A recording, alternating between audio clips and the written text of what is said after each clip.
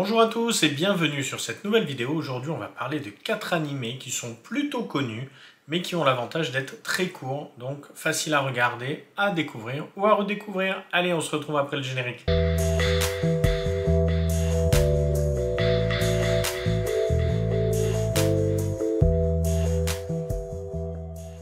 On commence avec une masterclass pour moi, Kill la Kill.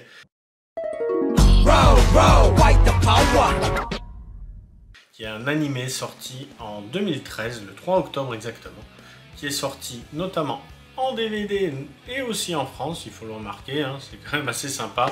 Donc il s'agit en fait d'un animé de 24 épisodes réalisé par Hiroyuki Imaichi et écrit par Kazuki Nakashima, où il se passe énormément de choses. Il a été créé par le studio Trigger, qui est un des meilleurs studios pour moi aujourd'hui en animation. Le studio qui a notamment fait Little Witch Academy et Darling in the Franxx, entre autres. Ils sortiront aussi un manga Kill la Kill en 3 tomes, qui sont là, dont le premier chapitre sortira le lendemain de la diffusion du premier épisode au Japon, dans le magazine Young Ace de la Kadokawa Shotei. Et cet animé est complètement fou. Il s'agit littéralement d'un animé sur la guerre entre les humains et les vêtements, où on suit l'histoire de l'héroïne Ryuko, qui intègre l'académie Onoji pour enquêter sur la mort de son père. Dans cette académie où règne un système totalitaire, Ryuko va devoir combattre des personnages hauts en couleur qui possèdent notamment des uniformes. Plus il y a d'étoiles sur ces uniformes, plus ils sont puissants. Pour moi, il s'agit d'un véritable shonen qui reprend les codes, entre autres, de la Magical Girl, mais à la mode moderne. Beaucoup de ces détracteurs iront dire qu'il s'agit en fait d'un animé basé sur les boobs et l'action. Alors c'est pas complètement faux, mais il faut pas s'arrêter qu'à ça. Pour moi, en réalité, il y a un petit côté rétro très sympathique. Les chara-designs sont excellents, l'animation magnifique, et il y a pas mal d'humour et de références. Ça reste donc pour moi un must, quelque chose qu'il faut essayer au moins de voir une fois dans sa vie. Si on est rebuté sur les premiers épisodes, ça sert à rien de continuer, c'est clair, mais faut lui donner sa chance, parce que c'est un excellent animé. Avec notamment un de mes personnages préférés à l'intérieur, Mako. Je trouve que ce personnage est super bien écrit, très drôle, moi j'adore. Allez, on passe à la suite. Maintenant, on va parler de Violet Evergarden, quelque chose d'un peu plus triste, mais de très très beau. C'est parti.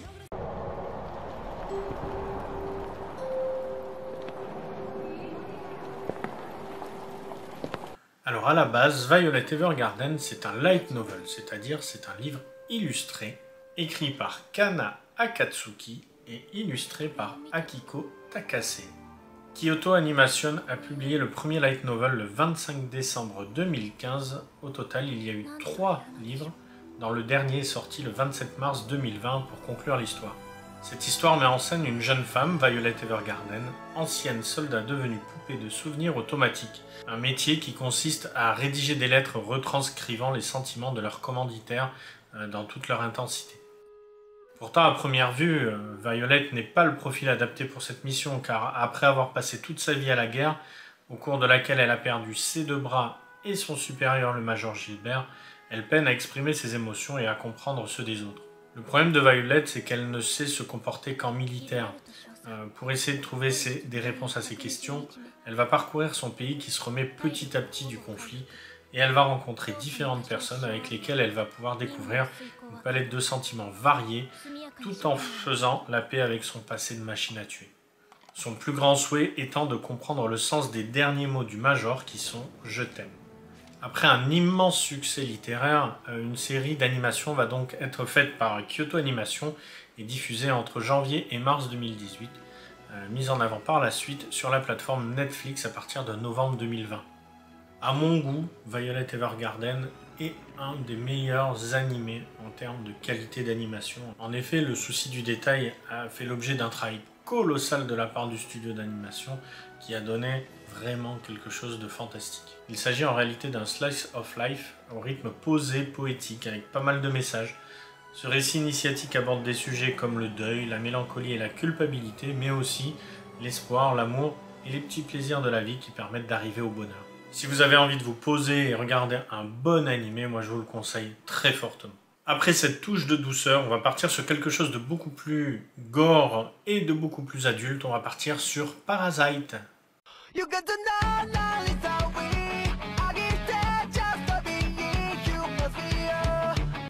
Et donc pour ce troisième animé, on va parler de Parasite, qui est un manga seinen prépublié chez Kodansha entre 1988 et 1994.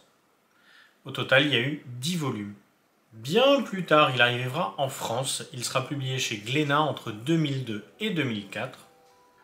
Et encore bien des années plus tard, en 2014, il sera adapté en animé par le studio Madhouse. De plus, en 2015, ils sortiront 2 films live-action sur le thème de Parasite. Alors ça parle de quoi si vous ne connaissez pas? L'histoire commence une nuit. Des sphères de la taille de balles de tennis contenant des créatures à l'apparence de serpents tombent en nombre inconnu partout dans le monde. Ils sont programmés pour prendre la place des cerveaux humains. Un de ceux-ci attaque un jeune homme, Shinichi, durant son sommeil en essayant de s'introduire par son oreille, mais ne peut l'atteindre, ce dernier ayant gardé ses écouteurs pour la nuit. Réveillé en sursaut alors que le parasite tente de s'introduire par son nez, il essaie de se défendre, mais finit par se faire perforer la main droite. Le lycéen prend alors ses écouteurs et les enroule autour de son bras, empêchant le parasite de grimper jusqu'au cerveau. Ne pouvant quitter son bras, ce dernier fusionne finalement avec sa main droite. Pendant ce temps, d'autres parasites ayant réussi à prendre possession du cerveau de leur hôte commencent à se nourrir d'êtres humains, tandis que la créature et Shinichi sont forcés de cohabiter. En gros, ça parle principalement de l'arrivée sur Terre d'un prédateur pour l'homme qui n'en connaît pas jusqu'alors. Il comporte énormément de scènes cultes, mais aussi des scènes émouvantes, et tout est vraiment très immersif. L'animation est fluide, surtout sur les scènes d'action, le tout dans un univers pesant et sanglant, mais avec un message profond. Le travail sur les musiques et les OST sont vraiment très bons, alors des fois c'est un peu surprenant par moments, mais par contre c'est vraiment très bien calibré, surtout les thématiques des personnages, je les trouve vraiment très bien. Le vrai point fort du manga, c'est le traitement des personnages. En effet, ils sont très écrits, chacun a sa personnalité, et c'est très réaliste. De ce fait, justement, on a des messages qui sont assez forts et une vision de l'œuvre qui apporte vraiment des choses personnelles. Chacun va ressentir les choses différemment en voyant l'œuvre. Il sera donc compris de différentes manières en fonction de notre personnalité. Il y a donc plusieurs niveaux de lecture. Bien évidemment, il traite du passage à l'âge adulte, mais aussi d'écologie, de la place de la nature dans le monde, de la remise en question de la condition humaine et de la prédation de l'homme. De ce fait-là, du fait de l'animation et des personnages, le manga et l'animé comportent énormément de scènes cultes. C'est pour ça que c'est devenu un must à aujourd'hui et qu'il faut vraiment le voir. Moi, je vous le conseille vivement. Et pour le quatrième animé, on va partir sur quelque chose d'un petit peu moins connu, je pense. Vous l'avez peut-être déjà vu, mais il s'agit d'Excel Saga.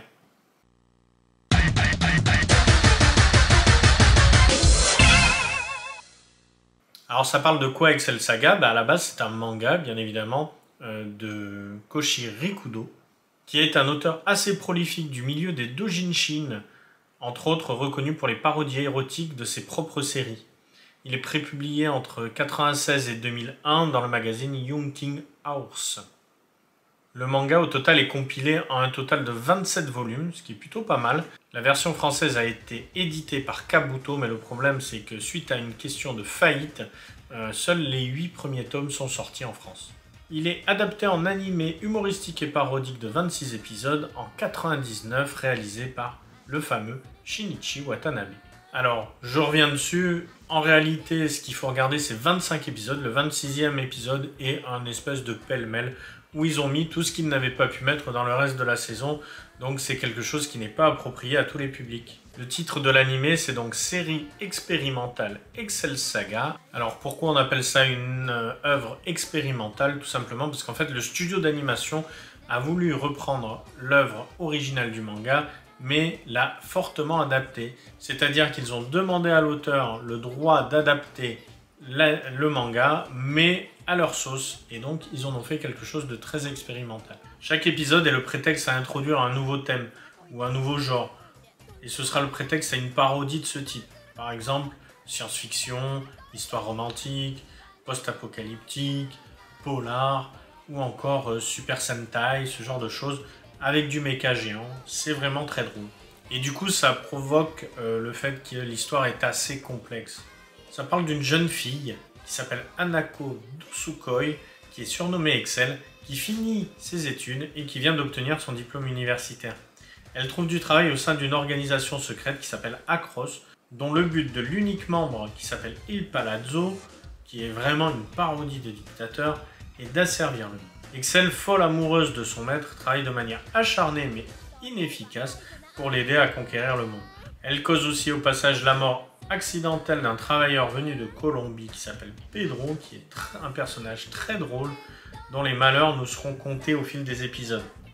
Excel est bientôt rejointe dans sa mission par Hayat, une princesse atteinte d'anémie venue de Mars, et aussi par Menchi, une petite chienne supposée servir de ration d'urgence au cas où il n'y aurait plus rien à manger.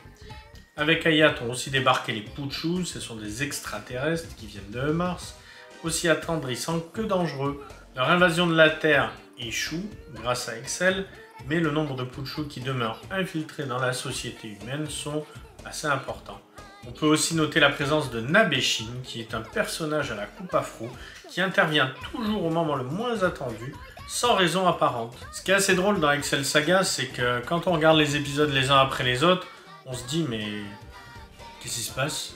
Ça n'a pas trop grand rapport, les histoires changent, on passe d'un personnage à l'autre. Et en fait, on se rend compte qu'à la fin, toutes les histoires vont converger vers une histoire unique et vers un dénouement. Je reviens sur le principe de l'animation expérimentale. En effet, au début de chaque épisode, on a un petit message de l'auteur du manga qui se décharge complètement de la responsabilité de ce qui se passe dans les épisodes. Et ça, c'est vraiment très drôle. Moi, Koshi Rigdo, m'engage par la présente à accorder une liberté totale à l'équipe responsable de l'adaptation animée de la série Excel Saga que j'ai créée, et à ne pas introduire de plainte ni de réclamation auprès de quiconque, quel que soit le produit final. D'ailleurs, l'auteur du manga lui-même est présent dans l'animé, et donc l'objectif du premier épisode est notamment de tuer l'auteur du manga, et ça c'est assez drôle. Heureusement, il y a un des personnages qui va intervenir qui s'appelle la volonté suprême de l'univers, qui est un personnage hilarant, qui a toute sa place et qui est un petit peu un Deus ex machina. Alors bien évidemment, c'est un manga qui utilise l'humour absurde, donc faut aimer le genre. C'est vraiment très particulier, ça peut être très drôle pour certaines personnes et ça peut en rebuter aussi certains autres. C'est sûr que c'est très particulier. Maintenant, moi je le trouve vraiment super bien écrit. Les OST sont excellentes. Et ce qui est drôle, c'est que Nabeshin, justement, c'est Shinichi Watanabe, qui est le producteur de l'anime. Ils ont été jusqu'à faire un spin-off qui s'appelle Puni Puni Poemi en 2 épisodes, qui reprend justement l'intégralité des personnages qui travaillent dans la société d'animation. Et c'est vraiment très drôle. Alors, c'est pas pour tout public, pareil, mais c'est vraiment très très fun. Il y a aussi énormément de références à d'autres animés ou à de la culture populaire.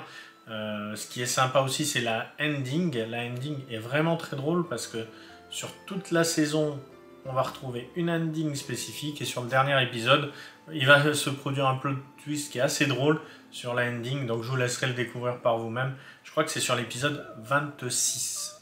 En plus, l'avantage c'est que c'est assez facile à trouver puisqu'on peut le retrouver sur YouTube directement, en VF et en VO. Et l'avantage, c'est que la VO est très drôle, et la VF est très bien faite aussi. Donc moi, je vous le conseille aussi, pourquoi pas, en VF. J'espère que ce nouveau format vous a plu. Moi, j'ai beaucoup aimé le faire, mais par contre, c'est énormément de travail. J'espère que je vous ai fait découvrir des animés. Si ce n'est pas le cas, n'hésitez pas à me mettre en commentaire les animés que vous aimeriez que je traite pour différents sujets. Là, aujourd'hui, on a traité les sujets sur les animés courts. Mais si vous voulez, je peux vous faire aussi d'autres épisodes avec des sujets bien spécifiques. N'hésitez pas à me le marquer en commentaire. Bien évidemment, un peu comme tout le monde, je vais vous demander, s'il vous plaît, si ça vous a plu, bien évidemment, de vous abonner, de mettre un pouce bleu et de laisser un petit commentaire. N'hésitez pas à me dire aussi qu'est-ce que vous aimeriez comme contenu sur la chaîne. Moi, je me ferai un plaisir de le faire.